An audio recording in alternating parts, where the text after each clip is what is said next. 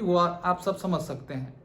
लेकिन क्या लगता है कि आपको सरकार को इस पे कोई कदम उठाना चाहिए, एक ऐसा ठोस कदम जिससे ये पेपर लीक बार बार ना हो।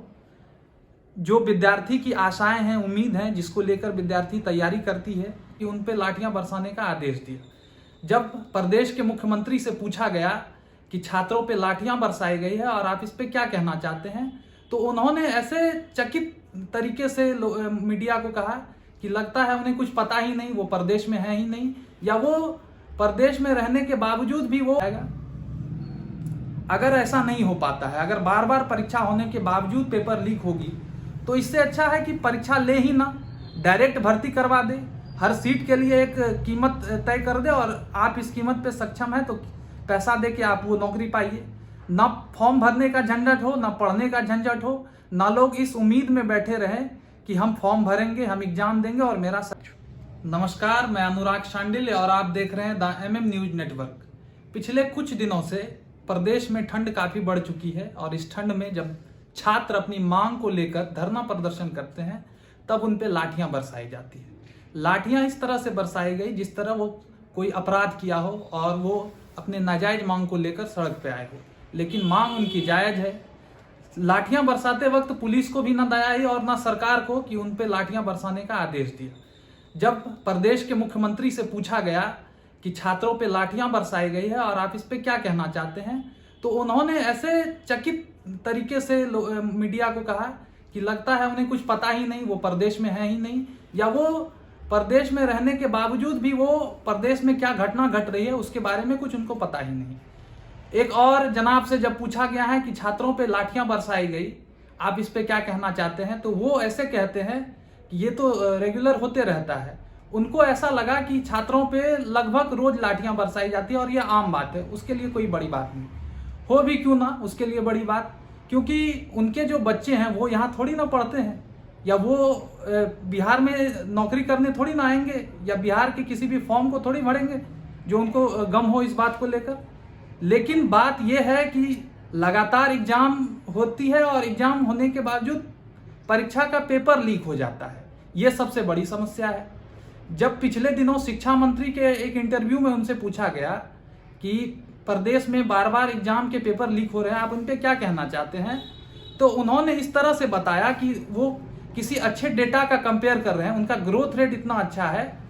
उनसे जब पूछा गया कि आपको क्या कहना है, तो वो बीजेपी शासित स्टेट के बारे में बताने लगे कि वहां भी पेपर लीक होता है, यहाँ भी।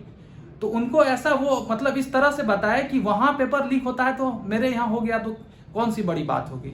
उन्होंने अपने कमी पे सुधार करने के लिए एक भी बार नहीं कहा, लेकिन ये जरूर कहा कि उत्तर प्रदेश में लीक हुआ है, गुजरात में लीक हुआ है, और तमाम स्टेट के जो भी आंकड़े हैं उन्होंने मीडिया को दे दी। क्या इनसे जो अभी की हालात है वो सुधर पाएगी?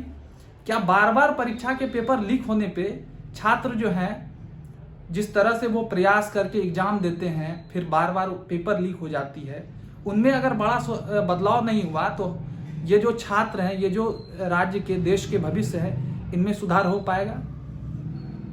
अगर ऐसा नहीं हो पाता है, अगर बार बार परीक्षा होने के बावजूद पेपर लीक होगी, तो इससे अच्छा है कि परीक्षा ले ही ना, डायरेक्ट भर्ती करवा दे, हर सीट के लिए एक कीमत तय कर दे और आप इस कीमत पे सक्षम है तो पैसा दे के आप वो नौकरी पाइए।